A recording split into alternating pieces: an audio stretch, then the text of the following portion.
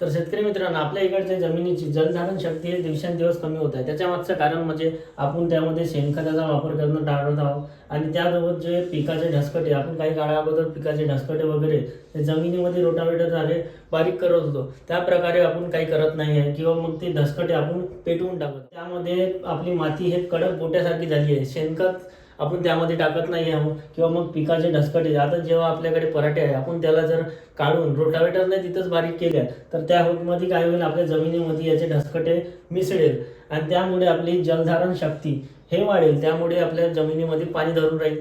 आपण रासायनिक खताचा खूप जास्त वापर करत आहोत किंवा मग तणनाशकाच्या वापरामुळे आपली जमीन गोट्यासारखी कडक येत आहे आणि त्यामुळे जर 8 ते 10 दिवसाचा जर पाण्याचा खंड पडला तर आपले पीक हे त्याप्रमाणे वाढत नाही आणि कोमेजल्यासारखे होते. त्याच्या मागचं मुख्य कारण म्हणजे जमिनीची जलधारण शक्ती हे कमी झाली आहे. ते वाढवण्याकरता तुम्हाला एकतर काय करावं लागेल, शेणखताचा वापर करावा लागेल. तुमच्या जमिनीमध्ये, तुमच्या शेतामध्ये शेणखत टाकावं लागेल किंवा मग त्यामध्ये सोपा उपाय आहे, तुमचे जे पिकाचे ढसकटे आहेत, आता तुमच्याकडे पराठी असेल किंवा मग गहू असेल तर गव्हाचे ढसकटे रोटावेटरने बारीक करा, पेटवू नका. त्यामुळे काय होईल, तुमच्या जमिनीची जलधारण शक्ती वाढेल.